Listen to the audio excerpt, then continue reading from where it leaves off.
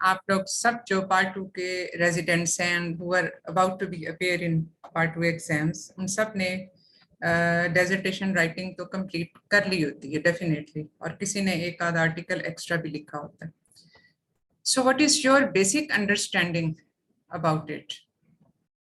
क्योंकि पिछली दफा जैसे कुछ क्वेश्चंस थे कि स्टडी टाइप्स क्या होती हैं और ये सारा कुछ, लेकिन आपने जो रिसर्च आर्टिकल अपने लिखे उसमें आपको क्या प्रॉब्लम्स हुई, या आपकी अपनी अंडरस्टैंडिंग इस बारे में क्या है? Let's start from that point. जी, एनीवन? मैडम अस्सलाम वालेकुम मैडम. मैडम जी, आप क्या कंपोनेंट्स पूछ रही हैं आर्टिकल के? नहीं, देखो, जब रिसर्च राइटिंग होती है ना, जैसे आपको अगर कोई क्वेश्चन आता है कि आप इस पे एक रिसर्च आर्टिकल तैयार करें या रिसर्च लिखने, क्योंकि हर जो क्लिनिशियन है वो रिसर्च में जरूर इन्वॉल्व होता है इन सम वे और अदर. तो ये एक वो स्किल है जो हर क्लिनिशियन को आनी चाहिए. इसमें जो हम पिछली दफा बात कर रहे थे, critical appraisal of a research paper, जब तक आपको इसके ये पता नहीं होता कि रिसर्च पेपर आपने लिखना कैसे है, तब तक आप उसका क्रिटिकल अप्रेजल भी नहीं कर सकते. Sometimes you are being asked to comment on that, या उसकी लिमिटेशंस या स्ट्रेंथ्स पे कमेंट करने के लिए, जो बेसिकली होता तो क्रिटिकल अप्रेजल ही है. तो उसमें आपकी अपनी अंडरस्टैंडिंग, या चलो इसको मैं एक दूसरे तरीके से पूछूं, तो जो आपने अपनी डेजर्टेशन राइटिंग या रिसर्च आर्टिकल था उसमें आपको क्या क्या प्रॉब्लम फेस करने पड़े? आपकी कहाँ पे जो अंडरस्टैंडिंग है वो थोड़ी सी वीक है? मैडम मेरा जो टॉपिक था it was simple frequency evaluation थी बिटवीन होम डिलीवरी पेशेंट्स जो कि टर्शियरी केयर हॉस्पिटल में प्रेजेंट कर रहे थे ना. सिंपल सा केस था और डिस्क्रिप्टिव स्टडी थी. तो इसमें सच बाद में मुझे लगा कि इतना ये पोटेंशियल टॉपिक नहीं है. अगर मैं इसको कंपैरेटिव स्टडी करती with those patients that are delivering in hospital तो ये ज्यादा बेहतर होता है. लेकिन मैंने सिर्फ होम बर्थ को की कॉम्प्लिकेशंस को लिया और जिन्होंने प्रेजेंट किया हॉस्पिटल में, एक ये था. दूसरा ये कि मैंने डेथ को इंक्लूड नहीं किया था. सिर्फ सिंपल कॉम्प्लिकेशंस ही, एटोनी है, टीयर्स हैं, या कोई ट्रॉमा है, या इस तरह सिर्फ लिया था. आपने ये स्टडी किया कि कितने पेशेंट हैं जो टर्शियरी केयर में आके नॉर्मल डिलीवर होते हैं? नहीं, होम बर्थ कॉम्प्लिकेशन के साथ जितने पेशेंट ने प्रेजेंट किया हमारे हॉस्पिटल में. अच्छा, यानी डिलीवरी के बाद जो होम डिलीवरीज थी कितने पेशेंट ने जी प्रेजेंट किया? हाँ, और क्या क्या कॉम्प्लिकेशंस थी. जी मैडम, और किन फ्रीक्वेंसीज के साथ वो प्रेजेंट किया उन्होंने. ये था सिंपल सा. बेसिकली आपका कहना बिल्कुल सही है कि जब तक हम कंपैरेटिव एनालिसिस नहीं करते, हम उस चीज की सिग्निफिकेंस को आइडेंटिफाई नहीं कर सकते. बिकॉज जो आपने एक ग्रुप ऑफ पीपल आइडेंटिफाई किया जो घरों पे डिलीवर हुए और जिनके जो फिर बाद में प्रेजेंट किए टर्शियरी केयर में विद सम कॉम्प्लिकेशन और अदर, तो बेसिकली कितनी पॉपुलेशन थी जिसमें से उन पेशेंट्स ने किया? अब क्योंकि जो होम डिलीवरीज वाले पेशेंट है, आपको तो टोटल नंबर उसका पता ही नहीं है. यस आपने मैडम, तो बिल्कुल. सिर्फ हॉस्पिटल में जो प्रेजेंट किए उनको कवर कर लिया. आपका सैंपल साइज कितना था? पेशेंट कितने थे? Madam it was 206. 206. And what was the time duration? Madam it was almost 1 year लगा था मुझे सैंपल कलेक्शन में. हम्म. और ये कवरिंग एरियाज कौन से थे? पॉपुलेशन साइज क्या था जो नहीं मैडम आपने डिटरमिन किया? जी मैडम, मेरा था Jinnah post graduate medical centre Karachi. तो वहां पर ओके. काफी सारे एरियाज से कवर करता है वो अपना हाँ, जेपीएमसी जो है लेकिन पेशेंट. वो सारे एरियाज जो कवर होते हैं वहां से एक्सक्लूसिवली सारे पेशेंट तो नहीं आते जना हॉस्पिटल में. यस मैडम, डेफिनेटली बिल्कुल. They must be referring to the other hospitals as well. अब आपको इसमें बेसिक फ्लॉ ये है कि आपको total population size draining areas का नहीं पता. अगर ये एक ही हॉस्पिटल हो उस पूरे एरिया में, एक ही training hospital, then you can estimate to some extent the population size, जहां से आपको जो है वो 500 या 300 या what ever number of patients वो आपको रिसीव हुए. तो against the total population size आपने उन नंबर का को करके तो आपने उसकी फ्रीक्वेंसी निकाल ली. अब फ्रीक्वेंसी और प्रेवलेंस ये बेसिकली ये सारी ऑब्जर्वेशनल स्टडीज है. अभी थोड़ा सा जो स्लाइड्स के जरिए भी मैं आपको बताती हूँ कि ये स्टडी टाइप्स क्या होती हैं. तो प्रेवलेंस फ्रीक्वेंसी तो हम ऑब्जर्वेशनल स्टडी से ही करते हैं जैसे कि आपने किया. अब इसमें लेकिन हमें ये पता होना चाहिए कि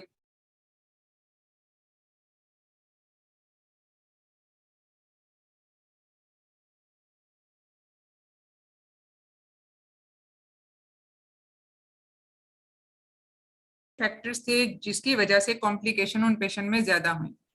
जो अटेंडिंग डॉक्टर तो नहीं होंगे, LHVs या जो भी जिन्होंने भी घर पे डिलीवर किया, उनका अपना कॉम्पिटेंस लेवल क्या था।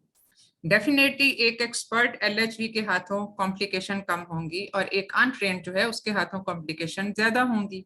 तो आपने ये भी स्टडी नहीं किया। तो वेरिएबल फैक्टर्स जो कि कंफाउंडिंग फैक्टर्स कहलाते हैं, जो कि उस स्टडी की वैलिडिटी को इफेक्ट कर सकते हैं। अब अगर फर्ज किया एक एरिया है, एरिया ए में बहुत कॉम्पिटेंट LHVs अवेलेबल हैं जहां से पेशेंट की कॉम्प्लिकेशन कम होती हैं, लेकिन एरिया बी जो है वहां पे ये कॉम्पिटेंट स्टाफ अवेलेबल नहीं है, वहां से कॉम्प्लिकेशन ज्यादा होंगी।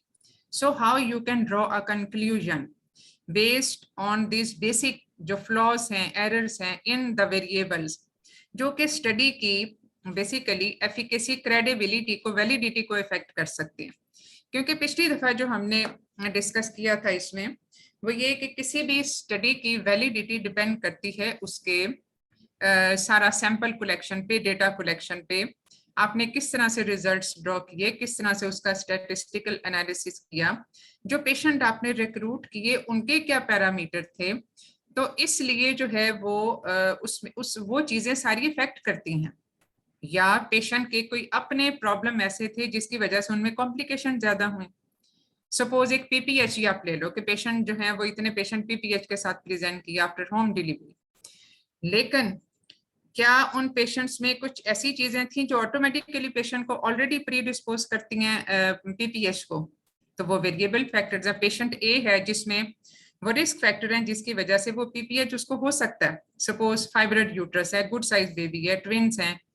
एक दूसरा पेशेंट है जो लो रिस्क है लेकिन उसको भी PPH हुआ। This two results can not be combined. दोनों पेशेंट को हम वो कंपेयर नहीं कर सकते क्योंकि दोनों के जो फिजिकल कैरेक्टर्स हैं वो फर्क हैं, जो कि उसके और अल्टीमेटली उसके रिजल्ट्स को इफेक्ट कर सकते हैं। बट ये सारे फ्लॉज हैं उस स्टडी में। तो बेसिकली आपका ये कहना बिल्कुल सही था कि जो कंपैरेटिव एनालिटिकल स्टडीज होती हैं जिसमें आप एक ग्रुप ऑफ पॉपुलेशन को दूसरे ग्रुप ऑफ पॉपुलेशन के साथ कंपेयर करते हैं, हमेशा उनकी क्रेडिबिलिटी ज्यादा होती है। तो ये जो है ये बेसिक फर्क है जो आपकी अंडरस्टैंडिंग बिल्कुल इस मामले में सही थी। तो और किसी का कोई क्वेश्चन इससे रिलेटेड? मैम जैसे मेरी स्टडी थी जिसमें मैंने सिम्फिज़ोफंडल हाइट को एक्सक्लूड करने के लिए, जैसे हम लोग IUGR या SGA वाले पेशेंट्स जो होते हैं उसमें हम लोग लेते हैं किसी भी पॉपुलेशन में। सैंपल साइज मेरा 50 का था और क्रॉस सेक्शनल स्टडी जिसमें एक्सक्लूजन और इंक्लूजन क्राइटेरिया भी मेरे फिक्स थे। क्योंकि डेफिनेटली अब वो रिमोट एरियाज जहाँ पे Doppler facility is not available, we just go for the tape, measuring tape, और उसके बेसिस के ऊपर हम लोग जो है पेशेंट के IUGR SGA को पिक कर सके और उनकी कंपैरिजन। क्योंकि डेफिनेटली मैंने तो टर्शियरी केयर में ये स्टडी की थी कि वाकई जो सिम्फिज़ोफंडल हाइट से और मायरिंग टेप से जो मैं SGA या IUGR सस्पेक्ट कर रही हूँ, तो फाइनल नटशेल उसमें अल्ट्रासाउंड जो डॉपलर हमारे पास फैसिलिटी उससे कंपैरिजन किया था कि वो वाकई उससे हो रही है या नहीं हो रही। तो ये स्टडी मेरी थी। यानी आपने जो एक सिम्फिज़ोफंडल हाइट की मेजरमेंट को कंपेयर किया विद द अल्ट्रासाउंड पैरामीटर्स जो हैं वो उसको IUGR को डिटेक्ट करने के लिए। तो आपके इसमें क्राइटेरिया क्या थे? सॉरी, एक्सक्लूजन क्राइटेरिया किन पेशेंट्स मैम को एक्सक्लूजन, जी मैम हाँ? एक्सक्लूजन क्राइटेरिया ये थे क्योंकि जैसे पेशेंट फाइब्रॉइड हैं, मल्टीपल प्रेगनेंसीज हैं लाइक ट्विंस, और ओलिगो हैं और फाइब्रॉइड के साथ हैं, या ओवेरियन सिस्ट है क्योंकि, और ओबेसिटी है, तो उसमें हम लोग हाइट ऑफ फंडस जो है ना आपकी थोड़ी सी ज्यादा या कम मिल सकती है, तो वो मेरी एक्सक्लूजन पे थे। ये बिल्कुल सही बात है क्योंकि ये सारे वो फैक्टर्स हैं जो आपके एक्सक्लूजन क्राइटेरिया में थे। ये वो सारे फैक्टर्स हैं जो कि जो है वो फॉल्सली उसकी फंडल हाइट को इफेक्ट कर सकते हैं, अपर डायरेक्शन में भी और लोअर रेंज में भी। तो इसलिए वो ये सारे वेरिएबल्स थे, ये सारे कंफाउंडिंग फैक्टर्स थे। ये जो एक्सक्लूजन क्राइटेरिया में हम चीजें डालते हैं ये वो फैक्टर्स होते हैं जो कि स्टडी के रिजल्ट को अफेक्ट कर सकते हैं बाय सम मीन और अदर। यानी जैसे फाइब्रोइड यूट्रस है तो डेफिनेटली इससे सिम्फिज़ोफंडल हाइट ज्यादा आएगी, और इसमें एक फॉल्स इंप्रेशन होता है लार्जर फॉर डेड बेबी, जो कि डिफरेंशियल्स में भी हमारा ये होता है।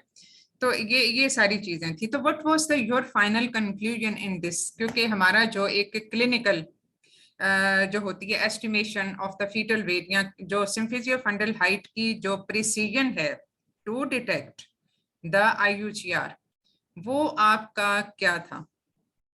मैम उसमें ये था कि क्योंकि जो सिम्फिजो फंडल हाइट जो मैं मायरिंग टेप से कर रही थी, वो जो मैंने पेशेंट्स उठाए थे जिसमें प्राइमी थी और उसमें कोई कोमॉर्बिडिटीज के साथ नहीं थी, तो उसको मैंने लिया था। तो उसमें जब हम लोगों ने सिम्फिजो फंडल हाइट, मैंने जो ओपीडीज में पेशेंट्स आते थे, क्योंकि it was a one go study, मैं उसकी सीरीज नहीं कर रही थी।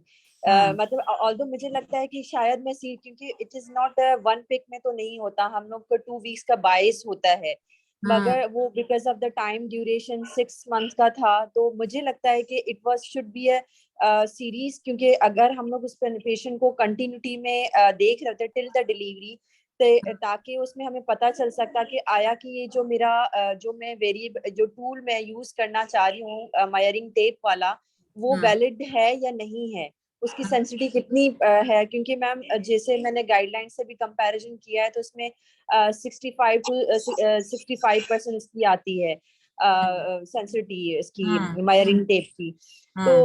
तो मैम अब ये मेरा जो टारगेट था कि वो remote area where the facility of the Doppler is not available, we can use measuring tape as a tool for early detection of the IUGR and SGS fetal growth restrictions.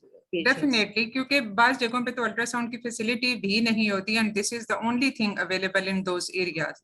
तो वही चीज है ना कि basically जो आपका कुछ जो रिक्वायरमेंट्स होती हैं फॉर डिफरेंट इंफ्रास्ट्रक्चर, वो फिर उसके हिसाब से आपने फिर इसका जो है वो दो it's not very specific and 35% इसमें एरर हो सकता है by symphysio fundal height measurement, but still you have no other choice in some areas, तो वो फिर आपको उसको करना पड़ता है, but keeping this much error in mind.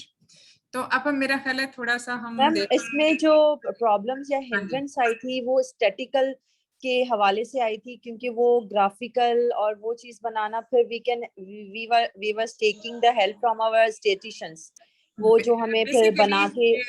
Statistician हम में से कोई भी नहीं है शायद, बहुत जी कम मैम। क्लिनिशियन जैसे होते हैं जो क्लिनिकल फील्ड में हैं, जो कि जिसमें जो कि स्टैटिस्टिक्स के ऊपर जिनको अबूर होता है। तो इवन सैंपल साइज कलेक्शन के लिए भी आपको स्टैटिस्टिशियन की हेल्प लेनी पड़ती है, because this is calculated by a certain formulas. तो वो फार्मूला जो है वो that is basically difficult to understand, तो उसके लिए फिर आप उनकी हेल्प लेते हो। और इसी तरह से आपने पी वैल्यू निकालनी है या बाकी जो कॉन्फिडेंशियल इंटरवल निकालना है, ये सब चीजों में आपको डिफरेंट फार्मूलाज के हिसाब से ये निकालना पड़ता है। तो वो समझना या वो एक बहुत एक lengthy procedure in it self है, जो कि जिसके लिए कम से कम आपको कोई 8-10 लेक्चर्स आप जब अटेंड करो तो तब आपको उन चीजों की समझ आती है, या प्रैक्टिकली जब आप कर रहे हो बाकायदा वर्कशॉप्स के जरिए, तो कम से कम ये रिजल्ट्स के जो स्टैटिस्टिकल एनालिसिस हैं, you take help of the statistician, तो वहां तक। लेकिन बाकी जो चीजें हैं जो कम से कम जैसे एग्जाम में आपको 10 मिनट का 12 मिनट का जो स्टेशन आता है, उसमें जाहिर है you are not suppose to do that. Maybe आप एक स्टडी को आपको स्टडी एक प्रोवाइड की जाए और उसकी फिर वैलिडिटी या क्रेडिबिलिटी या वो रेलिवेंस या उसकी क्लिनिकल जो इफेक्टिवनेस पे आपको जो है वो बात करने को कहा जाए। लेकिन ये है कि आपसे स्टेटिस्टिकल एनालिसिस या जो सैंपल साइज कलेक्शन है वो उस हद तक फॉर्मूला जो है वो आपके डोमेन से बाहर हो जाता है फिर। तो इसलिए जो क्योंकि वो बेसिकली ये कम्युनिटी मेडिसिन का फील्ड होता है, कम्युनिटी मेडिसिन में डेफिनेटली आपको इससे रिलेटेड भी ऑस्पी स्टेशंस आते हैं कि जिसमें आपने ये सारा कुछ कैलकुलेट करना होता है। तो हमारी जो सिंपल एक बेसिक अंडरस्टैंडिंग है as far as our speciality is concern, जिसमें टाइम टू टाइम हम कुछ चीजों पे रिसर्च भी कर रहे होते हैं और बाकी उसकी दूसरी रिसर्चेस को अपनी प्रैक्टिस के ऊपर भी अप्लाई कर रहे होते हैं, हमारी अंडरस्टैंडिंग सिर्फ उस हद तक होनी चाहिए। तो इसलिए थोड़ा सा हम इसको जरा देख लेते हैं कुछ स्लाइड्स को भी, कि इसमें जो मैंने आपके लिए इसलिए बनाई थी कि थोड़ा सा आप लोगों की बेसिक अंडरस्टैंडिंग में जरा मे बी कि थोड़ी सी इम्प्रूवमेंट हो जाए, तो वो हम देख लेते हैं।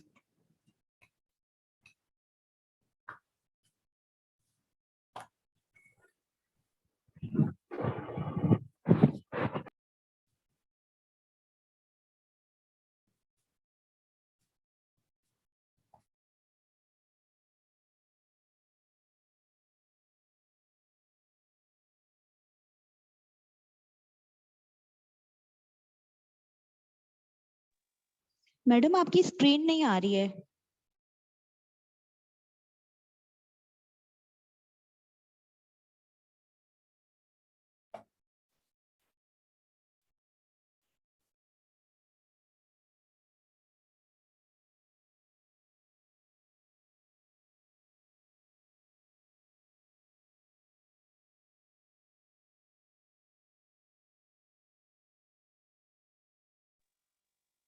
आप लोगों को आवाज आ रही है मैडम?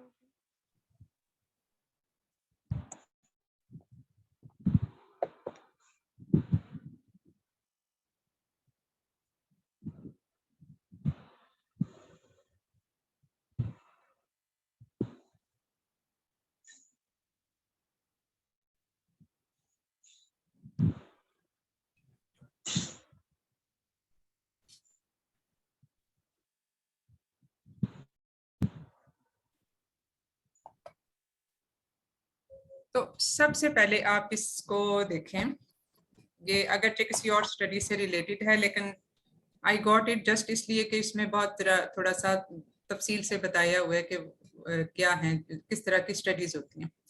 अब जो हम उनकी जो सबसे पहले जो जिन डॉक्टर साहब ने बात की अपनी स्टडी के से रिलेटेड कि होम डिलीवरीज के बाद कॉम्प्लिकेशन क्या, जिसमें this was just observational study.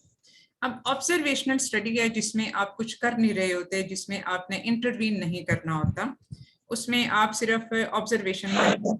3 types की होती हैं, कोहॉर्ट है,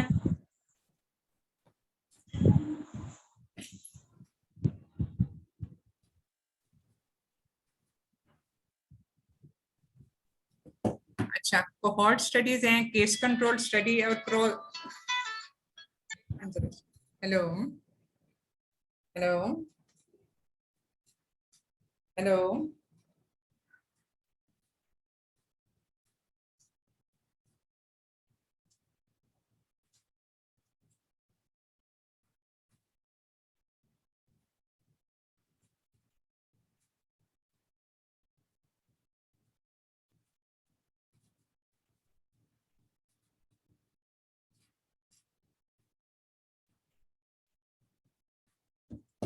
अच्छा, इसमें ऑब्जर्वेशनल स्टडीज की जो हम बात कर रहे थे अभी, कोहॉर्ट स्टडीज, केस कंट्रोल और क्रॉस सेक्शनल स्टडी।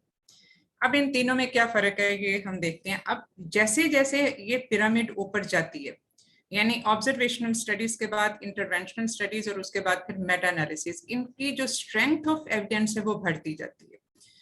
तो ये जो कंपैरेटिव स्टडीज होती हैं या जो रैंडमाइज्ड कंट्रोल स्टडीज हैं, these always have a more validity and credibility as compare to the observational studies. तो बाकी जो मेटा एनालिसिस है वो तो हम डिफरेंट बहुत सारी स्टडीज और रिसर्चेस को मिला के जो हम एक कंक्लूजन निकालते हैं वो ये कहलाता है। तो इसमें जो ऑब्जर्वेशनल स्टडीज की 3 टाइप थी, इसमें बेसिकली हमने एक टाइम पीरियड पे उनको ऑब्जर्व करना है। अब वो जो टाइम पीरियड पे जो ऑब्जर्व करना है वो ही इसकी टाइप को, इसकी डिजाइन को डिटरमिन करता है। तो जो कोहॉर्ट स्टडीज है ये है जो अभी हमने पेशेंट रिक्रूट किए नाउ टुडे, और फिर हमने इनको कुछ टाइम पीरियड के लिए फॉलो किया, may be 1 year, may be 2 years. तो ये फ्यूचर में होने वाली स्टडी है। यानी अब ये जो हम एक्सपोजर और डिजीज की एक एज अ सिंबल बात करते हैं, इसमें हो सकता है हम एक्सपोजर टू एनी पोल्यूटेंट, या फिर कोई डिजीज प्रोसेस ऐसा है जो जैसे मेटर्नो फीटो मेटर्नल कॉम्प्लिकेशन की अगर हम बात करें तो उसमें कुछ ऐसी चीज डायबिटीज मेलाइटिस से रिलेटेड है, हाइपरटेंशन से रिलेटेड है, बहुत सारी चीजें।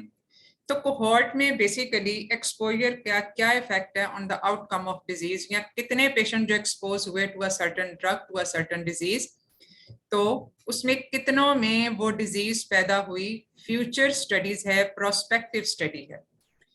तो ये लाएगी कोहोर्ट। कोहोर्ट का मतलब होता है ग्रुप ऑफ पेशेंट्स, एक ग्रुप पूरा, तो उसमें ग्रुप ऑफ पेशेंट रिक्रूट किया जाता है। क्रॉस सेक्शनल स्टडी वो है जो हमने सिर्फ आज के दिन की, आज के दिन प्रेजेंट, जो प्रेजेंट डे पे जो स्टडी होती है इसमें पास्ट एक्सपोजर होता है और उसके जो आउटकम है वो हम आज स्टडी कर रहे हैं।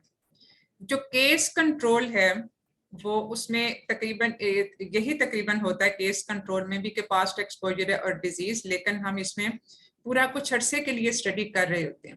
अब इसमें डिजीज और एक्सपोजर को एट वन टाइम हमने स्टडी किया, इसमें जो है वो तकरीबन हम पीछे फिर चले जाते हैं। So this is in the past, this is in the future, और ये है प्रेजेंट। क्रॉस सेक्शन है किसी एक टाइम पीरियड पे आपने उसको कट किया और उसको देखा। अब जो कोहोर्ट स्टडीज, ये हमने जैसे बात कर ली कि इसमें हमने कोहोर्ट को रिक्रूट किया, एक्सपोजर हुआ, फिर डिजीज हुई। अब इसमें हम जो कोहोर्ट स्टडीज होती हैं, फर्ज किया वो 1 साल चली हैं, तो हो सकता है हम इसको 2-3 जगहों पे इसको एनालाइज करें। यहाँ पे मुख्तलिफ जगहों पे हम इसका एनालिसिस करेंगे और ओवर टाइम हम इसको फॉलो करते हैं इंडिविजुअल्स को। इसमें जब हम रिक्रूट करते हैं तो उस वक्त जो सब्जेक्ट्स होते हैं दीज आर डिजीज फ्री, यानी उस वक्त कोई एक्सपोजर नहीं हुआ होता, कोई ड्रग को नहीं हुआ होता, किसी पोल्यूटेंट को नहीं हुआ होता। और बाकी जो है टाइम टू टाइम, इसको मैं आगे जाके एक तस्वीर से बताती हूँ कि इसको हम कैसे क्रॉस सेक्शनल में कन्वर्ट करते हैं। जो क्रॉस सेक्शनल स्टडीज है ये भी एक डिफाइंड पॉपुलेशन है at a particular point in time, यानी जो हम पहले बात कर रहे थे कि ये प्रेजेंट डे स्टडी है, आज के दिन की ये स्टडी है, present analysis of the disease. Cross sectional studies में हमने एक जो है वो डिजीज एक्सपोजर को वन टाइम हमने देख लिया, data collected at one point. Longitudinal studies या जो कोहोर्ट स्टडीज होती हैं उसको हम टाइम टू टाइम एनालाइज कर रहे होते हैं। अगर आपको याद हो तो HRT से रिलेटेड एक मिलियन वुमेन स्टडी भी निकली थी जिसको टाइम टू टाइम एनालिसिस पे, यानी जो पेशेंट्स को हमने HRT दिया उनमें कितनों में ब्रेस्ट मैलिग्नेंसी डेवलप होना शुरू हुई या ब्रेस्ट चेंजेस डेवलप होना शुरू हुई, तो उसमें जो सिग्निफिकेंट इफेक्ट थे, जो इंटरम एनालिसिस था उसका, तो उस पे उस स्टडी को प्री मैच्योरिटी क्लोज भी करना पड़ा था क्योंकि उसमें कुछ ऐसे साइड इफेक्ट सामने आए थे। तो अब केस कंट्रोल स्टडी है। केस कंट्रोल स्टडी है कि यहाँ पे एक्सपोजर स्टार्ट हुआ, डिजीज हुई, और उसके बाद फिर कि आपने रिट्रोस्पेक्टिव एनालिसिस पिछले 1 साल में चले जाएं तो हमने उसको देखा कि इसको एक्सपोजर के बाद डिजीज कितनों में, ये अल्टीमेट एनालिसिस होता है केस कंट्रोल स्टडी। जो अल्टीमेट एनालिसिस हमने finally going in the past, यानी ये रिट्रोस्पेक्टिव एनालिसिस आप समझ लो कि एक किस्म का ये हो जाता है। तो case control is opposite to cohort. Case control is going in the past and cohort study is going in the future. और जो आज के दिन में है ये है क्रॉस सेक्शनल स्टडी, जो आज के दिन में है ये क्रॉस सेक्शनल है।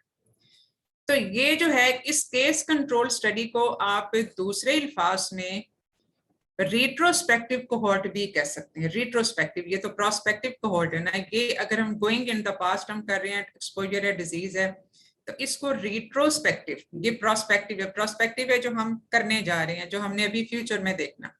रिट्रोस्पेक्टिव है जो हम पहले वाला डेटा एनालाइज करके उसमें हम देख रहे हैं, तो ये रिट्रोस्पेक्टिव भी कहलाता है।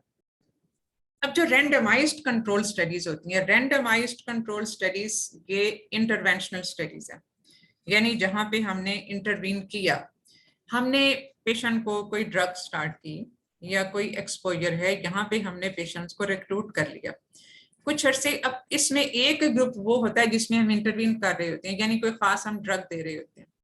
एक वो पेशेंट है जिसमें हमने कोई ड्रग नहीं दी, ये कंट्रोल है, ये केस है और ये कंट्रोल है। तो ये केस कंट्रोल और रैंडमाइज कंट्रोल कैसे फर्क है, यहाँ पे हमारी सब चीजें हमारे अपने कंट्रोल में है, हम यहाँ पे इसको अपने SOPs के मुताबिक चला रहे हैं। केस कंट्रोल में हमारे पास उसके ऊपर वो डेटा कंट्रोल नहीं होता। यानी यहाँ पे हमने एक खास मेथोडोलॉजी के जरिए ड्रग को एक्सपोज किया उस पेशेंट को, तो हमने कुछ अरसे के बाद जब उसको एनालाइज किया, रेंडमाइज कंट्रोल स्टडीज हैं, तो कितनों में जो है वो ट्रीटमेंट होगी और जिनको हमने नहीं ड्रग दी उनमें। इसका एक सिंपल सा एग्जांपल ले लें कि जैसे जो हाइपरटेंसिव पेशेंट्स हैं उनमें अगर हम एस्पिरिन स्टार्ट करते हैं right from the beginning of pregnancy, तो ये रेंडमाइज कंट्रोल है। दूसरी तरफ आप एक ग्रुप ऐसा लेते हैं जो कि कंट्रोल है जिसमें आपने नहीं दी, उनमें कितनों में हाइपरटेंशन डेवलप हुई, और जिनको आपने एस्पिरिन दी उनमें कितनों में हाइपरटेंशन नहीं हुई। तो ये रेंडमाइज कंट्रोल स्टडी होगी। अब जो केस कंट्रोल है उसमें तो कुछ चीज हमारे हाथ में नहीं है, हमने उसको कंट्रोल नहीं किया हुआ, लेकिन उसमें हमने वो एनालाइज किया कि जो पेशेंट एक्सपोज थे टू सर्टेन ड्रग या पोल्यूटेंट और व्हाटएवर, उसमें कितनों में डिजीज डेवलप हुई। तो यहाँ पे सब चीजें हमारे पास हैं, हमने उसको कंट्रोल और केस के साथ हमने उसको कंपेयर किया। डबल ब्लाइंडेड ये इसकी ऑथेंटिसिटी ज्यादा होती है, इसकी वैलिडिटी भी ज्यादा होती है। इसमें ये है कि अगर हमने फर्ज किया ड्रग दी है, जैसे अगर आप में से कुछ लोग उससे ट्रायल में इन्वॉल्व हों, जो ट्रांसएमीन की ट्रायल थी फॉर कंट्रोल ऑफ पीपीएच, तो वो एक डबल ब्लाइंडेड रैंडमाइज स्टडी थी। यानी उसमें हमें ये नहीं पता होता था कि हम जो इंजेक्शन लगा रहे हैं वो प्लेसिबो इंजेक्शन है या ट्रांसएमीन वाला इंजेक्शन है, क्योंकि इसमें होता ये है कि जो जिस पेशेंट को जो दिया जाता है उसको भी पता नहीं होता कि ये कौन सा इंजेक्शन लग रहा है, और जो देने वाला होता है, जो डॉक्टर है या स्टाफ नर्स है, उसको भी पता नहीं होता कि ये कौन सा वाला इंजेक्शन है। तो उसमें फिर एक पर्सनल बायस नहीं आता, not of volunteer and not of researcher. तो इसलिए इनके जो रिजल्ट्स होते हैं ये ज्यादा, इनकी वैलिडिटी ज्यादा होती है। बाद दफा ये ट्रिपल ब्लाइंडेड स्टडीज भी होती हैं जिसमें इवन डेटा एनालाइज करने वाले को भी पता नहीं होता कि जो क्योंकि ये नंबरिंग होती है, जो ड्रग्स हम दे रहे होते हैं उसके बाकायदा कोड्स होते हैं, तो उस कोड्स के ऊपर फिर वो एनालिसिस किया जाता है। तो ये थी अब ये है, इसको हम थोड़ा सा अगर ब्रीफली हम ये देख लें, तो प्रोस्पेक्टिव कोहॉर्ट जो कि फ्यूचर में स्टडी थी, और retrospective cohort going in the past, case control going in the past. ये बेसिकली केस कंट्रोल और रिट्रोस्पेक्टिव कोहॉर्ट तकरीबन मिलती जुलती चीजें हैं। क्रॉस सेक्शनल है प्रेजेंट डे, लॉन्गिट्यूडनल जो वही प्रोस्पेक्टिव कोहॉर्ट वाली ही एक टाइप है, फ्यूचर में आ जाती है। कंट्रोल ट्रायल्स फ्यूचर, यानी randomized control trials are always in future। अब दूसरी चीज ये होती है कि हम किस तरह की स्टडी पे किस तरह की रिसर्च पे कौन सा स्टडी डिजाइन लगाएंगे। तो उसमें जो प्रेवलेंस या फ्रीक्वेंसी या किसी एसोसिएशन ऑफ एनी एक्सपोजर और डिजीज की क्या है, तो उसमें वो क्रॉस सेक्शनल स्टडीज कहलाती हैं। तो ये क्रॉस सेक्शनल स्टडीज में हम करते हैं, लेकिन ये बाद दफा ये कोहॉर्ट स्टडीज के साथ भी होता है। लेकिन जो फ्रीक्वेंसी और जो एसोसिएशन है एक्सपोजर एंड डिजीज का, वो ज्यादा उसके लिए बेहतर क्रॉस सेक्शनल स्टडीज है, जो कि जैसा कि हमें डॉक्टर साहब ने बताया था, तो क्रॉस सेक्शनल डिजाइन बिल्कुल ठीक था। अब जो इंसिडेंट्स और कॉज एंड इफेक्ट रिलेशनशिप, एक कॉज है उसने एक इफेक्ट पैदा किया, गोइंग इन द फ्यूचर और गोइंग इन द पास्ट, ये दोनों में हम ये कॉज एवेलुएट कर सकते हैं, क्योंकि यहाँ गोइंग इन द पास्ट जो है वो बाद दफा हमारी मेथोडोलॉजी के मुताबिक वो डेटा नहीं होता, लेकिन फ्यूचर लॉन्गिट्यूडनल और कोहॉर्ट, फ्यूचर जो कोहॉर्ट है उसमें इंसिडेंट्स और कॉज हम जो है वो देख सकते हैं। अब जो प्रोग्नोसिस है वो उसके लिए भी ज्यादातर कोहॉर्ट स्टडीज यूज की जाती हैं। Treatment effect are always controlled trials, randomised controlled trials. तो ये इसका था। अब ये जो हमारा मेन बेसिकली जो ऑब्जेक्टिव था आज का, वो ये था कि हम आर्टिकल लिखें कैसे। अगर आपको ये आ जाता है कोई क्वेश्चन ऐसा कि इस पे रिसर्च आर्टिकल आपने इस पे लिखना है, तो आप इसके कैसे आप इसको डिजाइन करेंगे, रिसर्च को कैसे डिजाइन करेंगे, तो इसको थोड़ा सा हम ब्रीफली कवर कर लेते हैं, जो कि हो सकता है आपकी बेसिक अंडरस्टैंडिंग में किसी हद तक हेल्प करे। सबसे पहले इसका होता है टाइटल। तो टाइटल में जो चीजें कवर होनी चाहिए, यानी जो टॉपिक ऑफ द स्टडी है, आप सबसे पहले ऊपर टाइटल देते हैं। तो उसमें उसको उसको एक निमोनिक के हिसाब से तो फॉलो करना पड़ता है, और इसको पीको के नाम से, PICO, इसमें एक लफ्ज बाद दफा डी भी आ जाता है जो डिजाइन से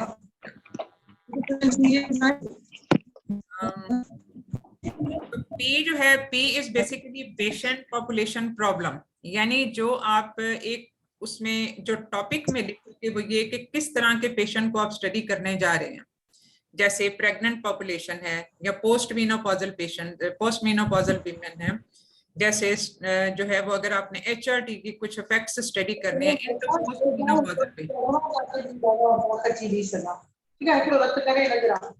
अपना माइक म्यूट कर दीजिए प्लीज। अच्छा, तो इसमें जो टॉपिक होता है उसमें आपने पेशेंट का जिक्र करना होता है कि इसमें कौन से पर्टिकुलर पेशेंट्स को आप इसमें स्टडी में डाल रहे हो। This is for the title, अभी हम उसकी डिस्क्रिप्शन पे नहीं गए। So the title should mention the type of patients, post menopausal patients या प्रेग्नेंट पेशेंट्स हैं या व्हाटएवर। अब जो इंटरवेंशन एक्सपोजर है वो आप क्या करने जा रहे हो। अगर आपने पोस्ट मेनोपॉजल पेशेंट में HRT देनी है तो वो आपकी इंटरवेंशन है।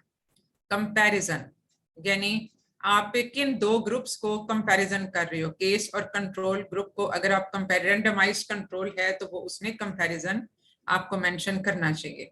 और आउटकम, आपने क्या आउटकम, क्या ब्रेस्ट मैलिग्नेंसी को आप देख रहे हो या पॉजिटिव इफेक्ट है कि इसमें कितने % पेशेंट जो हैं वो रिलीव हो गए of HRT after starting hormone replacement therapy in the post menopausal women a study at this area। यानी बात दफा हम एरिया भी उसमें दे देते हैं कि ये सपोज एट जना हॉस्पिटल कराची में जो है वो इसमें हमने स्टडी की इतने पेशेंट्स पे, तो टाइटल जो है दिस शुड कवर ऑल।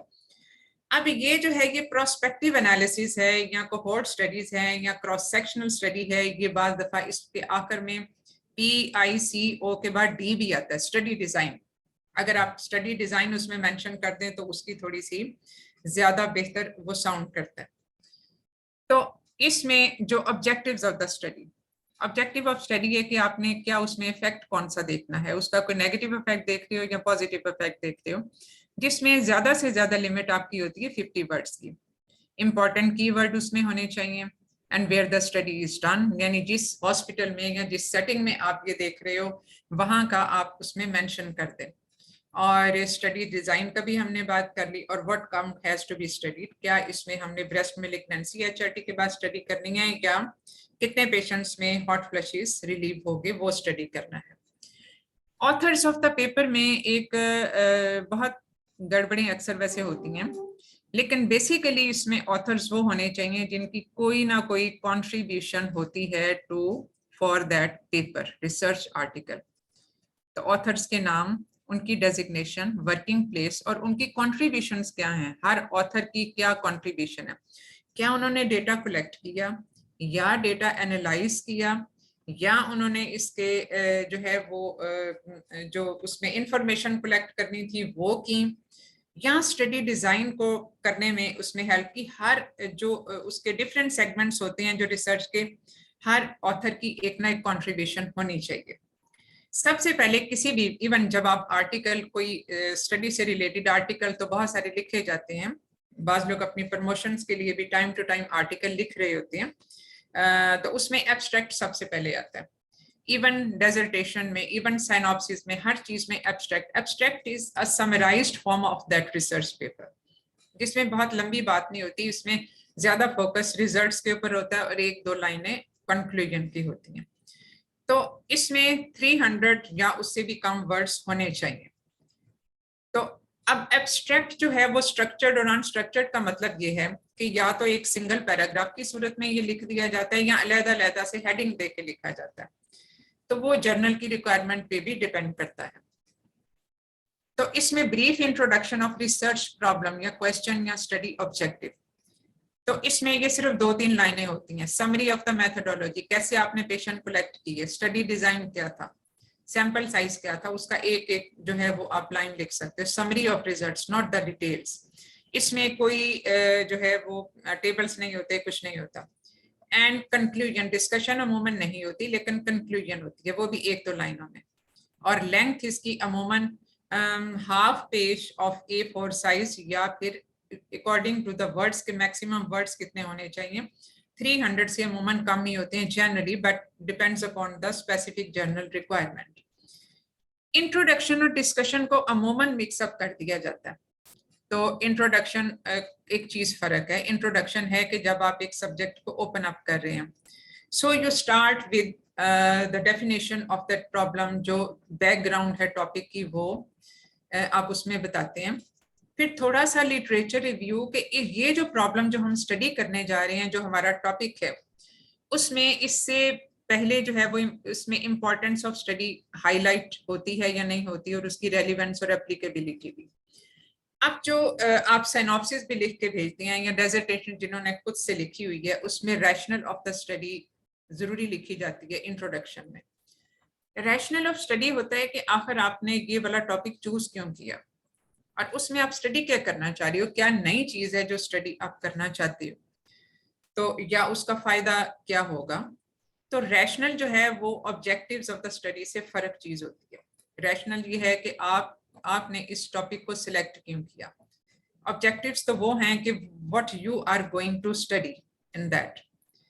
अब इसमें बहुत सारे की रेफरेंसेस भी होते हैं ये इसमें डालने के लिए। जब आप लिटरेचर रिव्यू करते हैं कि ये सपोज HRT ही की अगर हम बात कर लें, तो HRT जो है वो इसमें ये चीज़ें, उसकी ये इम्पोर्टेंस है, ये उसके बेनिफिट्स हैं, ये उसके नेगेटिव पॉइंट्स हैं, और वो स्टडी वो वाली स्टडीज जो कि इसमें अभी हमने उसको उस पर कमेंट नहीं किया कि ये सही है या गलत है, वो तो हम अपने रिजल्ट्स के बाद उसमें करेंगे कि हमारे रिजल्ट्स ये हैं तो ये स्टडीज तो ये कहती हैं, जबकि हमारे रिजल्ट्स ये कहते हैं, तो ये डिफरेंस क्यों हुआ, ये आपने करना होता है। और अगर if these are matching with the previous researches, तो फिर आप उस प्रीवियस रिसर्चेस के साथ आप एग्री कर रहे होते हैं।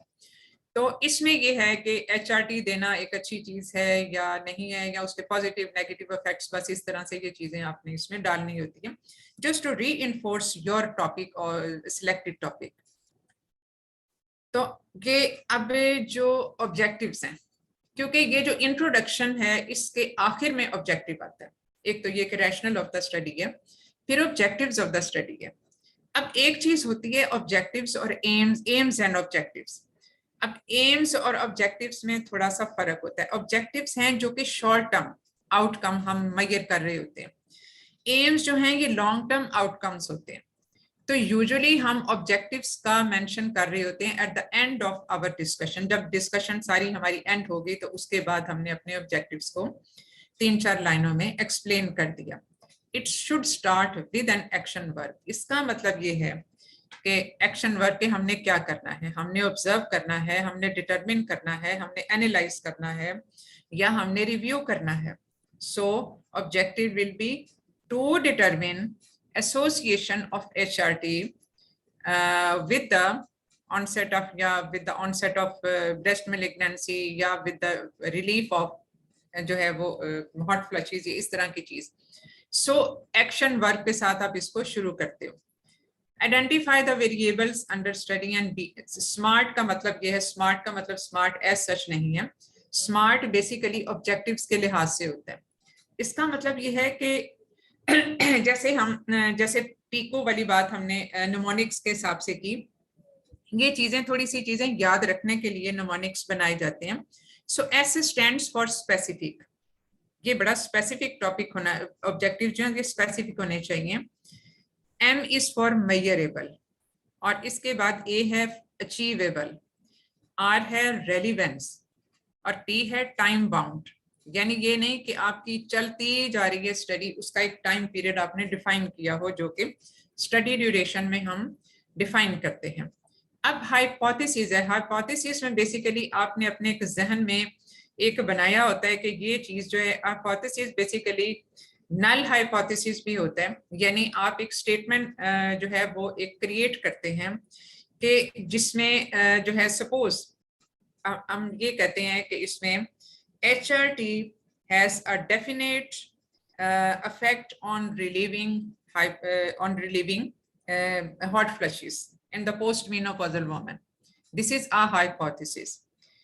लेकिन अगर हम इसको ऐसे कह दें कि HRT has no role in relieving hypothesis, या अगर आप इसको ऐसे कह दें HRT has no role in new onset breast malignancy, तो ये नल हाइपोथेसिस हो जाएगा, यानी आपने एक नेगेटिव चीज पहले से बना दी, तो ये जो है ये हाइपोथेसिस कहलाता है। तो ये भी अमूमन आप अपने साइनॉप्सिस में या डेजर्टेशन में लिखते हैं, और ये सारी इंटरवेंशनल स्टडीज में आपको चाहिए होता है, और ऑब्जर्वेशनल में भी और इंटरवेंशनल स्टडीज में भी, रैंडमाइज्ड कंट्रोल ट्रायल में, ब्लाइंड जो हैं स्टडीज उसमें, और सारी ऑब्जर्वेशनल स्टडीज में ये चाहिए होता है।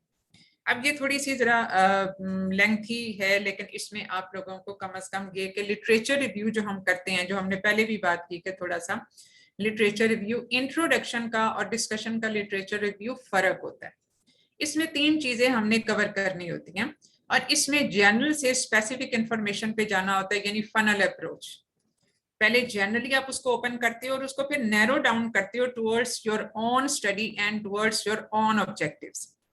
तो इसमें सबसे पहले है कि background on the topic for understanding of the problem, जो कि आपने पहले उसको ओपन अप किया कि बेसिकली मीनोपॉज क्या होता है, HRT क्या होता है, उससे रिलेटेड कुछ आपने प्रॉब्लम बताने हैं, और जो मैग्नीट्यूड ऑफ द प्रॉब्लम है उससे रिलेटेड भी। Secondly, literature review containing information on the variables, यानी जो पहले से स्टडीज हुई हो या इंटरनेशनली, नेशनली, लोकली, तो जो हैं वो अगर नहीं भी हुई तो वो आप बताते हैं कि ये स्टडी जो है वो पहले हमारी कंट्री में नहीं हुई। तो ये जो है ये हम इसमें ये बताते हैं कि कितनी इम्पोर्टेंस है इस टॉपिक को जो पहले दी गई है, कितना को इम्पोर्टेंट ये टॉपिक है। तो पहले जनरली आपने उस टॉपिक से रिलेटेड बात कर ली, फिर स्पेसिफिकली आपने ये बताया कि according to the different studies available इसकी इम्पोर्टेंस क्या है, और इसमें क्या क्या अभी तक चीजें, क्या क्या अभी तक रिसर्चेस जो हैं इसमें वर्ल्ड वाइड हो चुकी हैं। फिर आपका आता है, यानी आपने अब नैरो डाउन कर लिया टुवर्ड्स और your own rational of the study, जो कि हम पहले भी बात कर चुके हैं। अब ये जो रैशनल ऑफ द स्टडीज है ना, ये बेसिकली आपने अपने वर्ड्स में लिखना होता है, अपने वर्ड्स में, ये आप कहीं से ले नहीं रहे होते हो, ये आपने अपने वर्ड्स में लिखना होता है। अब हम आते हैं मटेरियल मेथड पे। मटेरियल मेथड जो है ये किसी भी रिसर्च का सबसे कोर पॉइंट होता है, सबसे इम्पोर्टेंट पॉइंट होता है, यानी बाकी चीजों में तो थोड़ा सा आगे पीछे होना चल सकता है, जैसे लिटरेचर सर्च है उसमें थोड़ी सी चल सकती है, लेकिन ये जो चीज है इसमें आप you have to be very precise and comprehensive. Study design आपने क्या, जो हमने इन डिटेल डिस्कस कर लिया होगा, कहाँ पे आप ये स्टडी कर रहे हो, कितनी, अमूमन जो हमारे पार्ट 2 के रेजिडेंट होते हैं उनकी 6 मंथ की स्टडी होती है, लेकिन डिपेंड्स अपॉन द टॉपिक। बास टॉपिक ऐसे होते हैं जिसमें सैंपल कलेक्शन जल्दी हो जाती है। अब सैंपल साइज जो हमने बात की कि this is according to a formula, set formula होता है जिसपे आप सैंपल साइज कलेक्ट करते हैं। तो उसमें इसको बेसिकली सैंपल साइज जो कलेक्शन है ये according to the type of आपके टॉपिक के ऊपर होती है कि जो टाइप ऑफ प्रॉब्लम है वो क्या है। अब अगर आपने किसी चीज की फ्रीक्वेंसी या इंसिडेंस या प्रेवलेंस स्टडी करनी है तो आपको बहुत बड़ा सैंपल साइज चाहिए, तभी आप उसकी ये सारी चीजें कर सकते हो असेस। लेकिन अगर आपने कोई इफेक्ट ऑफ ड्रग देखना है या कोई प्रेगनेंसी कॉम्प्लिकेशन, जैसे सपोज अगर हम इसको लें कि the effect of hypertension on the fetal young, जो है association of the hypertension with the intrauterine growth restriction, तो इसके लिए भी सैंपल साइज थोड़ा सा नैरो डाउन हो जाएगा। तो ये sample size is according to calculations, जो कि बेसिकली जो ये ऑनलाइन वैसे अवेलेबल होते हैं, तो इसमें ये कंप्यूटर रिलेटेड सारे वो कैलकुलेशंस होती हैं जिसपे सैंपल साइज निकाला जाता है। तो ये टॉपिक के हिसाब से होता है। सैम्पलिंग टेक्निक, जो अमूमन सैम्पलिंग टेक्निक 2 तरह से होती है, एक तो रैंडम सैम्पलिंग होती है और एक नॉन रैंडम सैम्पलिंग होती है। रैंडम सैम्पलिंग को आप अगर आसान अल्फाज में ये समझो कि ये वो वाले सैंपल्स होते हैं जो तकरीबन एक ही तरह के होते हैं, यानी उनमें प्रॉब्लम जो है वो एक ही तरह का है, या उनकी जो डेमोग्राफिक है, वो उनके जो बाकी फिजिकल कैरेक्टरिस्टिक्स हैं वो एक ही तरह के हैं, तो आप कोई भी उसमें से पिक कर सकते हो, कोई भी पिक कर सकते हो। जो नॉन रैंडम सैम्पलिंग है उसमें आपको चूज करना पड़ता है। तो अमूमन जो ज्यादातर जो स्टडीज जो हमारे कर रहे होते हैं ट्रेनिंग्स, वो रैंडम सैम्पलिंग के साथ ही होती है। अब जो सिलेक्शन है, इन पेशेंट को आपने सिलेक्ट कैसे करना है, वो इंक्लूजन एक्सक्लूजन क्राइटेरिया आप सबको पता है कि इसमें कौन से पेशेंट हमने रिक्रूट करने हैं। और इसकी बड़ी अच्छी एग्जांपल वो थी जहाँ पे फंडल हाइट मेजरमेंट से रिलेटेड हमारी डॉक्टर साहब ने बताया कि इसमें जो वेरिएबल फैक्टर्स या वो चीजें जो कि जो अफेक्ट कर सकती हैं उस स्टडी के रिजल्ट को, वो आप निकाल देते हो, वो एक्सक्लूजन क्राइटेरिया में आ जाता है। तो इस तरह से फिर डेटा कलेक्शन प्रोसीजर है। आप क्वेश्चनर भी कर सकते हो, आप क्वेश्चनर लिख के पेशेंट को भी दे सकते हो और पेशेंट को खुद इंटरव्यू भी कर सकते हो। और बाज़ दफा ऐसे होता है कि आपने पेशेंट की फाइल्स को देख के उनसे डेटा, जो डेटा कलेक्टेड होता है वो आपने उसको रिव्यू करना होता है। तो ये सारी चीजें हैं जो कि आपने डेटा कलेक्शन प्रोसीजर से रिलेटेड हैं। फिर ऑपरेशनल डेफिनेशन, यानी अगर सपोज ये association of PIH with the intrauterine growth restriction, तो पीआईएच और इंट्रायूटेराइन ग्रोथ रिस्ट्रिक्शन की आपको डेफिनेशन बतानी पड़ेगी अपने उसके हिसाब से, जो एक हैं अप्रूव्ड डेफिनेशन जो हैं। फिर data analysis procedure is always by through certain softwares, और सॉफ्टवेयर डिफरेंट तरह के होते हैं, लेकिन जो हमारे जो ज्यादातर जो यूज कर रहे होते हैं वो SPSS सॉफ्टवेयर होता है जिसपे ये डेटा एनालाइज होता है। और उसके बाद फिर डिफरेंट इसमें स्टैटिस पी वैल्यूज होती है, कॉन्फिडेंस इंटरवल होता है, OR होता है, ये डिफरेंट चीजें हैं जो कि स्टैटिशियन ही कर रहे होते हैं। और अब ये मस्ट है, this is must to obtain, जो एथिकल कमेटी है उसका अप्रूवल लेना जरूरी होता है। एथिकल कमेटी हर हॉस्पिटल में जरूर होती है, हर क्लिनिकल सेटिंग में जरूर होती है, अगर जहां पे भी स्टडीज या रिसर्च चल रही होती है तो वो लेना जरूरी होता है। पेशेंट की इन्फॉर्म्ड कंसेंट लेना जरूरी होता है। और कोई भी ऐसी स्टडी आप नहीं कर सकते जिसमें मरीज को किसी भी किस्म का नुकसान पहुंचे, यानी इवन जब आप ड्रग्स कंपेयर कर रहे होते हैं, किसी में ड्रग दी और किसी में ना दी, एक ग्रुप में आपने दी और एक ग्रुप में ना दी, तो आपको ये करना पड़ता है वेरीफाई कि जिस ग्रुप को हम ड्रग नहीं दे रहे, क्या ड्रग ना देने की वजह से कोई नुकसान तो नहीं उसको होगा। तो ये भी आपको इसमें थोड़ा सा केयरफुल रहना पड़ता है। फिर confidentiality of data is very important for the data collection और प्राइवेसी, ये पेशेंट्स से रिलेटेड ये चीजें आ जाती हैं। फिर जो रिजल्ट्स हैं, रिजल्ट्स को एनालाइज करना अगेन इज वेरी इंपॉर्टेंट, जो कि थ्रू स्टैटिस्टिक्स हम करते हैं, लेकिन जो हमारी प्रेजेंटेशन होती है that is usually in table. कुछ हम टेक्स्ट में चीजें कर रहे होते हैं, लेकिन ज्यादातर जो टेबल्स के साथ होती हैं या चार्ट्स के साथ होती हैं वो ज्यादा समझ हमें बेहतर आ सकती हैं as compare to those results which are mentioned in text only.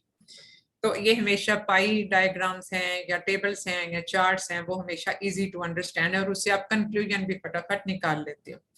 फिर बाकी जो चीजें हैं ये सब उससे स्टैटिस्टिकल एनालिसिस से रिलेटेड है। Discussion now is different thing, जो कि इंट्रोडक्शन की हमने बात कर ली कि उसमें हमने लिटरेचर रिव्यू किस तरह से करना होता है। अब इसमें हमारे पास एक हमारी स्टडी का रिजल्ट आ गया, डिस्कशन से पहले ये रिजल्ट्स के बाद वाला कंपोनेंट है कि अब हमारे पास एक स्टडी, हमने जो स्टडी की थी उसका रिजल्ट हमारे पास अब आ गए हैं। अब हमने ये देखना है कि जो नेशनल, इंटरनेशनल या लोकल स्टडीज हैं उनके जो पहले से स्टडीज हुई हैं ऑन द सेम टॉपिक, उसके हिसाब से ये टैली करते हैं रिजल्ट उससे या नहीं, क्योंकि हमारा रिसर्च का मकसद ये था। अब अगर फर्ज की एक स्टडी है जो हुई यूके में है, तो उनकी पेशेंट पॉपुलेशन फर्क है, उनका इंफ्रास्ट्रक्चर फर्क है, उनकी डिजीज टाइप फर्क है, हो सकता है उनकी रिसर्च के साथ हमारी जो रिसर्च है वो टैली ना करती हो। इसी वजह से नेशनल रिसर्चेज की भी बड़ी इंपॉर्टेंस होती है, बिकॉज क्योंकि वो तो सेम स्टडी वो सेम पॉपुलेशन पे की हुई होती है। तो फिर हमने उनके साथ कंपैरिजन करना है। हम ये बताते हैं कि हमारी स्टडी के मुताबिक ये नतीजा था, और ये study in accordance with this study carried out on इतने patient and in that setup, और ये इतने साल पहले हुई थी और ये उसके रिजल्ट्स थे। या फिर अगर हमारी स्टडी उनके साथ टैली नहीं करती, किसी स्टडी के साथ टैली नहीं करती, तो भी उसको हमने मेंशन करना होता है। अब जब हमारी स्टडी टैली कर गई बाकी स्टडीज के साथ, बाकी रिसर्चेस के साथ, तो this will reinforce the previous results as carried out by the different studies. लेकिन ये तब ही ऐसा हो सकता है, ये तब ही कंपेरेबल रिजल्ट्स हैं विद द अदर स्टडीज, अगर वो जेन्युइन स्टडी है तो। क्योंकि जो फेक स्टडीज होती हैं उनकी कोई वैलिडिटी नहीं होती, उनको कंपेयर भी नहीं किया जा सकता। तो जो जेन्युइन स्टडीज होती हैं उनको डेफिनेटली आप कंपेयर कर सकते हो इन पॉजिटिव और नेगेटिव सेंस, दोनों तरीके से, चाहे वो मैच करती हैं चाहे नहीं मैच करती। और अगर नहीं मैच करती तो फिर आपको उसकी वजह भी बतानी पड़ती है कि हमारे केसेस में हमारी पॉपुलेशन पे ये स्टडी इसलिए मैच नहीं करती कि इसकी वजह ये हैं। ठीक है, तो ये चीजें, जैसे हमारे पेशेंट कंप्लाइन नहीं होते, वो ड्रग्स पूरी तरह से नहीं ले रहे होते, या वो फॉलो अप के लिए नहीं आते, ये बहुत सारी वजह होती हैं जो कि, या lost for follow up during the study period. तो ये सारी चीजें हैं जो उसमें कुछ वजह बन सकती हैं, या हमारे पास जो है वो एनालिसिस के टूल नहीं थे, या हमारे पास उसका जो है मॉनिटरिंग वाली चीजें या वो सारी चीजें वो नहीं है। अमूमन ये पॉपुलेशन से या पेशेंट से रिलेटेड ही ज्यादातर प्रॉब्लम होते हैं, या इंफ्रास्ट्रक्चर से भी रिलेटेड प्रॉब्लम होते हैं, and we should be very honest in mentioning it. क्योंकि देखो, स्टडी जब हम रिसर्च पे करते हैं तो उसमें सब अच्छा साबित नहीं हो सकता, that is too good to be true. तो स्टडीज के बाद दफा रिजल्ट्स जरूरी नहीं होता कि वो अच्छे ही निकलें। तो अगर आपने सही स्टडी की हुई है तो उस नेगेटिव रिजल्ट्स को भी आपको एक्सप्लेन करना चाहिए कि क्यों है। फिर स्ट्रेंथ और लिमिटेशंस क्या है, हर स्टडी की एक लिमिटेशन होती है। तो ये जो अच्छी बात और बुरी बात, वीक पॉइंट्स और स्ट्रॉन्ग पॉइंट्स, ये हर स्टडी में होते हैं। तो इसलिए जो है वो ये जरूर हमें ये देखना चाहिए। अब ये जो इसमें डिफरेंस जो है, ये क्वेश्चन की फॉर्म में जो दिया हुआ है, बेसिकली ये वो, अब ये जो सारी चीजें जो मैं बता रही हूँ इसमें कि टॉपिक में ये होना चाहिए, ऑब्जेक्टिव में ये, हाइपोथेसिस में ये, और स्टडी पॉपुलेशन, सेटिंग और ड्यूरेशन, एवरीथिंग, यही वो चीजें हैं जो आपने देखनी है क्रिटिकल अप्रेजल में भी। यानी अगर आपको एक आर्टिकल लिखना आता है, आपको उसके सारे कंपोनेंट्स पता हैं, तो फिर आप उसका क्रिटिकल अप्रेजल भी कर सकते हो। और आपको एक छोटा सा आर्टिकल दे दिया गया, आपने उसका क्रिटिकल अप्रेजल करना है, तो आपने यही सारी चीजें, इन्हीं सारी चीजों के ऊपर वो क्रिटिकल अप्रेजल बेस करना है। तो वो चीजें जो हैं, ये सारी चीजें वो आपने उसमें भी आइडेंटिफाई करनी है। ये सारा जो क्वेश्चन फॉर्म में है, ये चीजें वो हैं जो आप आइडेंटिफाई करोगे और लिखोगे भी। अब कंक्लूजन जो है ये बिल्कुल या तो डिस्कशन के आखिर में आता है, या अलहदा से हेडिंग के हम अंडर देते हैं। और ये basically this is the take home message which you do by your research study. क्योंकि आपको रिजल्ट से सारे पता चल गए। अब सपोज आपने ये देखा कि HRT देने से पेशेंट के हॉट फ्लैशेस रिलीव हो गए, तो आप इसमें कंक्लूजन दोगे कि yes, this is a good strategy to relieve the hot flashes, जो कि इसमें हम पेशेंट्स को दे सकते हैं safely without exposing her to the risk of other malignancies. ये आपकी कंक्लूजन में आ जाएगा। और उसमें कंक्लूजन तभी वैलिड होती है जब रिजल्ट्स वैलिड होते हैं। तो validity again is very important. और वैलिडिटी की बात जो हम बार बार करते हैं वो ये कि वो मेथडोलॉजी से रिलेटेड होती है, उसका रिजल्ट्स एनालिसिस पे होती है, सैंपल कलेक्शन पे होती है, डेटा कलेक्शन पे होती है, डेटा एनालिसिस पे होती है। और इसके अलावा ये है कि क्या ये जो हमने कंक्लूजन ड्रॉ की, ये हमारे रिसर्च टॉपिक के साथ रेलिवेंट भी है या नहीं है। अब एक बड़ी इंपॉर्टेंट चीज होती है रेफरेंसेस। जो रेफरेंसेस जो आप देखते हो, या जो अप्रेज भी करते हो, या जिसमें आपने रिव्यू भी करना होता है, ये दो तरह के स्टाइल के होते हैं। एक तो ये कि आपने एक लिटरेचर से रेफरेंस देना होता है, एक बुक से रेफरेंस देना होता है। वैंकूवर स्टाइल के होते हैं या अल्फाबेटिकल हिसाब से होते हैं, ज्यादातर वैंकूवर स्टाइल के मुताबिक लिखे जाते हैं। तो ये जो वैंकूवर स्टाइल के जो हैं जो रेफरेंसेस होते हैं, ये इसको जैसे सपोज मैंने अगर एक रेफरेंस दिया कि HRT जो है ये एक अच्छी स्ट्रेटजी है to relieve the hot flashes, तो इसके साथ मैंने एक स्टडी का रेफरेंस दे दिया, that study will be mentioned in the text as number 1। यानी वो स्टडीज का मैंने सिर्फ एक नंबर 1 एक रेफरेंस दे दिया, और आखिर में जहाँ मैंने रेफरेंसेस लिखे हैं वो नंबर 1 पे वही स्टडी लिखूंगी जिसका मैंने रेफरेंस दिया हुआ होगा। तो अब जो अगला रेफरेंस होगा उसको हम नंबर 2 देंगे, और नंबर 2 जो है वो रेफरेंस इसमें नंबर 2 के साथ डिटेल में हम मेंशन करेंगे। ये मेरा ख्याल है बहुत सारों को तो पता ही होगा।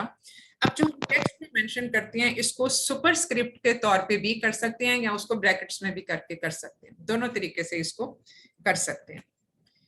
तो वैनकूवर स्टाइल में जो ओरिजिनल रिसर्च है, हम इसमें सबसे पहले ऑथर का नाम लिखते हैं, टॉपिक का नाम लिखते हैं, जर्नल इंडेक्स नेम लिखते हैं, ईयर ऑफ पब्लिशिंग लिखते हैं, वॉल्यूम नंबर लिखते हैं जिसमें इश्यू नंबर है, पेज नंबर लिखते हैं।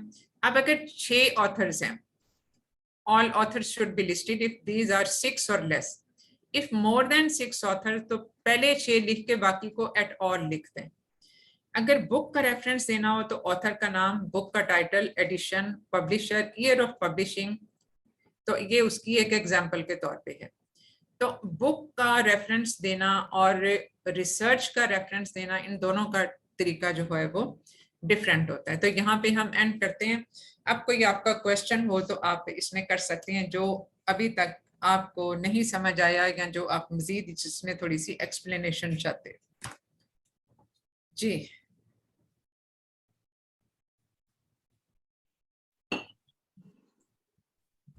इज एवरीथिंग क्लियर सो फार? जो हमने अभी सारी बात की ये इससे रिलेटेड। मैम एग्जाम में किस तरह से पूछेंगे? देखो, एग्जाम में ये हो सकता है कि आपको कोई लिटरेचर, कोई आर्टिकल दें और उसमें ये कहें कि इसको अप्रेज करें। ठीक है ना, रिसर्च आर्टिकल का अप्रेजल एक इम्पॉर्टेंट क्वेश्चन होता है। या फिर ये भी हो सकता है कि आप एक रिसर्च डिवाइस करें कि आपके जो है वो रिपीटेडली ये प्रॉब्लम्स हो रही हैं आपके डिपार्टमेंट में। आप एक रिसर्च डिवाइस करें इस चीज को आइडेंटिफाई करने के लिए या इसको देखने के लिए। एक अब जो रिसर्च और जो ऑडिट्स होते हैं वो फर्क होते हैं, क्योंकि ये सारी चीजें बाद दफा आपको लगेगा जैसे ओवरलैप कर रही हैं चीजें। तो रिसर्च का मकसद ये होता है कि आप फिर पूरी एक स्टडी करते हो ऑन नंबर ऑफ पेशेंट्स। यहाँ तो एक सर्टेन ग्रुप या number of patient random sampling के साथ आप करते हैं, ताकि आपको किसी प्रॉब्लम की एसोसिएशन किसी दूसरे प्रॉब्लम के साथ आपने ये देखना है। जैसे आपने to determine the association of PIH with the IUGR, तो ये एक चीज है।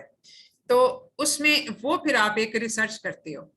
तो ये इस तरह, लेकिन जाहिर है 10 मिनट में आपने रिसर्च करके तो नहीं बैठना ना, आपने तो सिर्फ उसके जो एक आउटलाइन है या जो फ्रेमवर्क है, आपने सिर्फ फ्रेमवर्क को आइडेंटिफाई करना है कि ये इसके लिए मैं ये स्टडी करूंगी। अब ये वाला टॉपिक है तो इसके लिए मेरा स्टडी डिजाइन ये होगा। सैंपल साइज में ऐसे कलेक्ट करूंगी बाय कंप्यूटराइज्ड फार्मूला, और फिर उसमें जो मेरी मेथोडोलॉजी होगी वो ऐसी होगी, क्वेश्चनर है या इंटरव्यू है, और बाकी उसमें जो है वो डेटा कलेक्शन के बाद डेटा एनालिसिस इस तरह कंप्यूटर सॉफ्टवेयर के साथ होगा, फिर रिजल्ट्स और ये सारा डिस्कशन वगैरह, फिर इस तरह से आपने जो है वो बताना होगा। अगर ये रिसर्च लिखने वाला हो सकता है कम ही आए, लेकिन इसका क्रिटिकल अप्रेजल आ सकता है, जो ज्यादा इसमें जो चांसेस होते हैं, क्योंकि critical appraisal you can do in 10 minutes. लेकिन रिसर्च का अगर आपको ये आ जाता है क्वेश्चन, तो रिसर्च का भी आप ये पूरा फ्रेमवर्क बना के लिखोगे।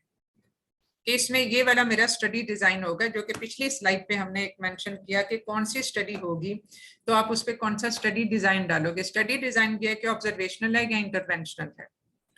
ठीक है, इसमें जो इंटरवेंशनल है उसमें आप कोई ड्रग दे रहे हो, उसमें कुछ ना कुछ आप इंटरवीन कर रहे हो।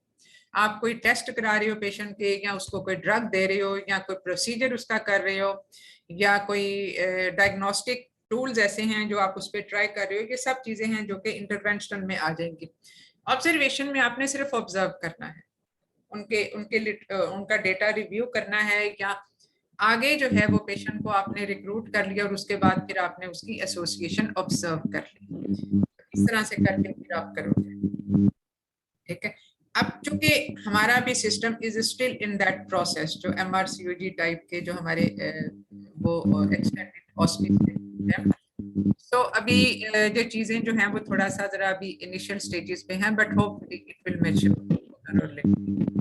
लेकिन ये एक अच्छा सिस्टम है, एग्जाम बायस नहीं इसमें होता, और एटलीस्ट इसमें है जो सिलेबस कवरेज है वो ज्यादा बेहतर तरीके से हो जाता है। And many skills can be tested eight one time. उसमें बहुत सारी स्किल्स हैं जो आपकी हैंड्स ऑन स्किल जो हैं वो उसमें टेस्ट की जाती हैं, और इसमें स्कोप ऑफ स्किल्स जो टेस्ट आपकी होती हैं वो ज्यादा बढ़ जाता है। जी, और कोई क्वेश्चन?